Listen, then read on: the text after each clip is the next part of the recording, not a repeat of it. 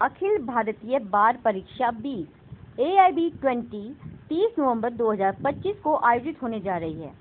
परीक्षा के आवेदन आदि की संपूर्ण जानकारी हम आपको अपने ब्लॉग AIB 20 पूरी जानकारी एक साथ में दे चुके हैं, जिसे आप पोस्ट में दिए गए लिंक पर क्लिक कर देख सकते हैं।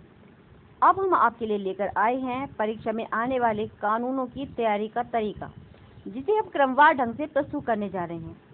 आज हम सबसे पहले आपके लिए लेकर आए हैं देश के सर्वोच्च कानून संवैधानिक विधि की तैयारी। संवैधानिक विधि कॉन्स्टिट्यूशनल लॉ। AIB परीक्षा में कानून के 100 नंबर के प्रश्नों में से संवैधानिक विधि से 10 नंबर के प्रश्न पूछे जाते हैं, जिस कारण परीक्षा पास करने के लिए यह एक महत्वपूर्ण विधि हो जाती है। आप इसका महत्व जानिए।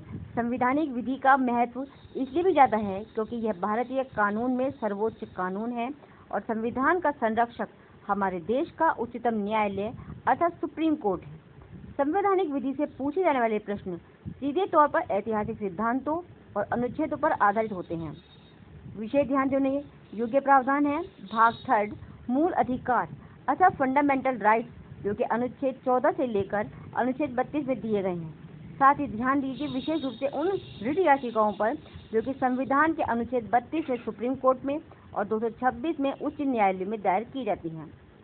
भाग 4 राज्य के नीति निर्देशक तत्व अर्थात directive principles of state policy, जो कि भाग 4 में अनुच्छेद 36 से लेकर 51 तक में दिए गए हैं और जिनके संबंध में अनुच्छेद 37 में कहा गया है कि इस भाग में अंतर्विषय उपबंध किसी न्यायालय द्वारा प्रवर्तनीय नहीं होंगे, किंतु फिर भी इनमें अधिकथित तत्व देश के शासन में मूलभूत हैं और विधि बनाने में इन तत्वों को लागू करना राज्य का कर्तव्य होगा।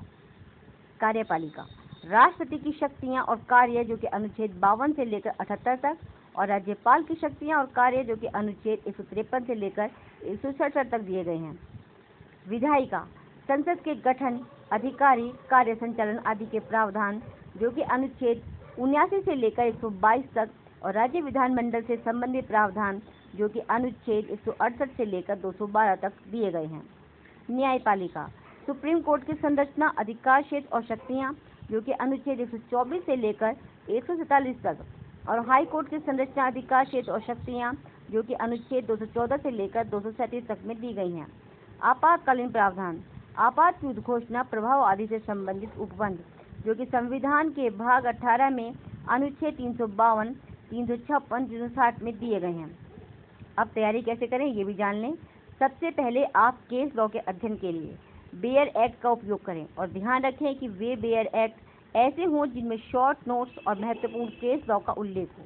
आप जो भी अध्ययन करें उसके शॉर्ट नोट्स खुद भी तैयार करें ताकि आप उन्हें रिवाइज भी कर सकें। ध्यान रखिए अगर आपने पॉइंट टू पॉइंट अध्ययन किया है तो आप सही ऑप्शन पर आसानी से क्लिक कर पाएंगे। अगर थोड़े असमंजस में आप होंगे भी तो प्रश्न पढ़ते ही आपको आंसर बेयर एक्ट में ढूंढने में आसानी रहेगी, क्योंकि प्रश्न सीधे होते हैं, इसलिए किसी अनुच्छेद को जल्दी से ढूंढ पाना महत्वपूर्ण है। रिट, न्यायपालिका और मौलिक अधिकारों से संबंधित अनुच्छेदों को अपने नोट्स की कॉपी में हाईलाइट करें और रूलिंग्स को पूरा पढ़ें। केस का नाम और निर्णय को अपने शॉर्ट नोट्स में शामिल करें। साथ ही सबसे प्रमुख बात यह है कि पेपर को ध्यान से पढ़ें, एकदम से आंसर पर क्लिक ना करें। पहले पढ़ें, फिर सोचें और फिर क्लिक पर उंगली दबाएं। पहले सही का निशान अपने क्वेश्चन पेपर में लगाएं।